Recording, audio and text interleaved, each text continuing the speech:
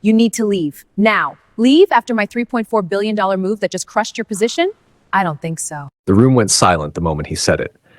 At one of the most exclusive corporate galas in New York, surrounded by crystal chandeliers and billion-dollar investors, a powerful white CEO leaned toward security and muttered, "Get her away from me." His finger pointed directly at a calm, elegant black woman seated across the table. To everyone watching, it looked like she didn't belong. At least, that's what he wanted them to think. Whispers spread fast. Board members exchanged glances. A few executives smirked. He was known for controlling every room he walked into. Tonight was supposed to be another victory lap, celebrating what he claimed was the biggest acquisition of his career.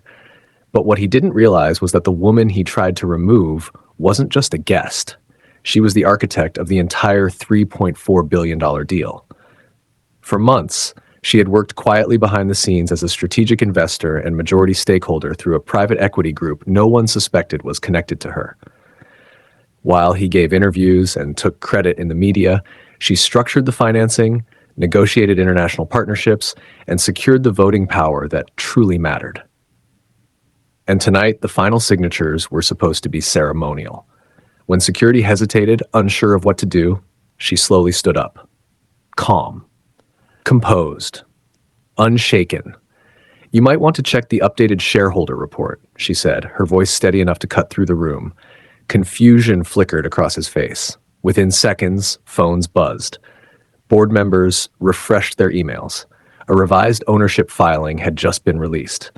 Her firm had increased its stake quietly over the past 72 hours. With strategic backing from 2 global funds, she now controlled the swing vote, which meant one thing: he no longer controlled the company. The room shifted. The same executives who laughed moments earlier straightened in their seats. Investors who once orbited him now looked at her. He demanded an explanation. She gave him numbers. Calmly, she outlined performance failures, stalled expansions, and risk-heavy decisions he pushed through without consensus. Then she announced what no one saw coming.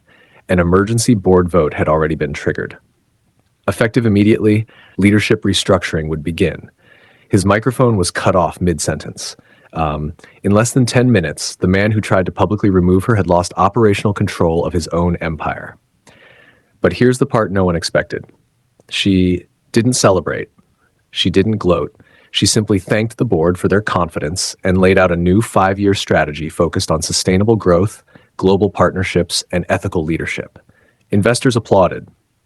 Stock futures surged before the night was even over. By morning, headlines weren't about a CEO pushing someone out of a gala. They were about the $3.4 billion power move that reshaped the company's future. The woman he tried to erase became the most powerful person in the room, not because she raised her voice, but because she raised her leverage. And the lesson? In business, perception can be manipulated. Power cannot. He thought she was out of place. Turns out, she owned the place.